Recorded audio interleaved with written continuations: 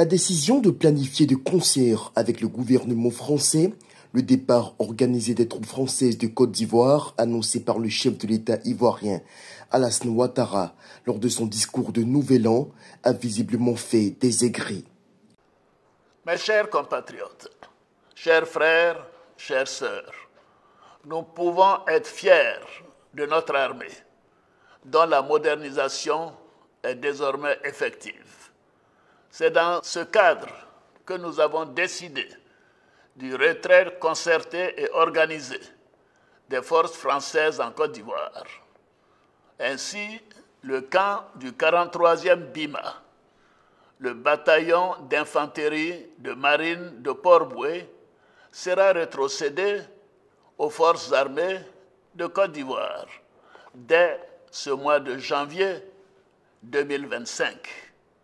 Pour marquer cette nouvelle étape de la vie de notre armée, j'ai décidé de baptiser ce camp du nom du général Ouattara Thomas Dakin, militaire au parcours exceptionnel et tout premier chef d'état-major de l'armée ivoirienne.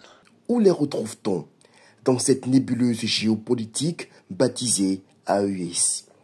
Les Ivoiriens directement concernés par la décision prise par leur gouvernement ont accueilli avec circonspection la nouvelle qui de toute façon circulait depuis un certain temps dans la presse locale. Curieusement, les réactions épidermiques ont surgi depuis les capitales sahéliennes.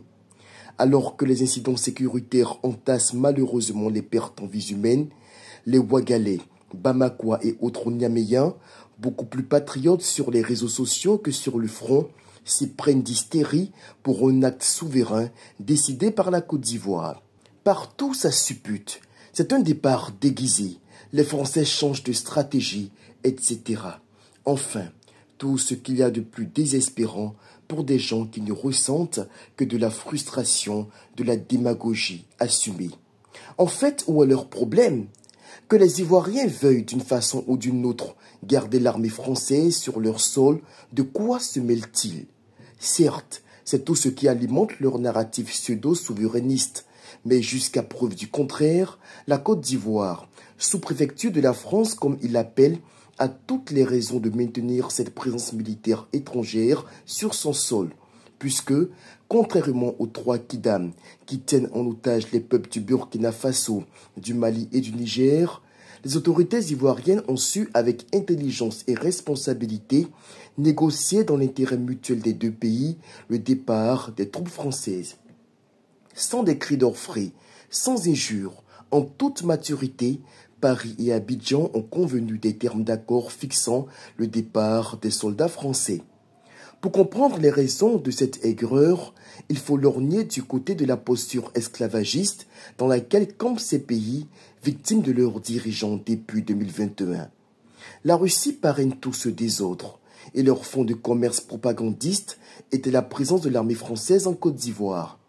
Ces trois imposteurs ont pour mission d'alimenter la haine contre la France et surtout à trouver les moyens, au nom d'une prétendue lutte anticolonialiste, de justifier un coup d'État militaire en Côte d'Ivoire pour y installer un régime russe-africain. L'herbe leur étant coupée sous les pieds, il faut inventer, comme de coutume, des fadaises pour parvenir à la bêtise. Mais une fois de plus, il faut le rappeler, les Ivoiriens veillent au-delà de leurs divergences politiques. 1999 et 2002 ne se répéteront pas.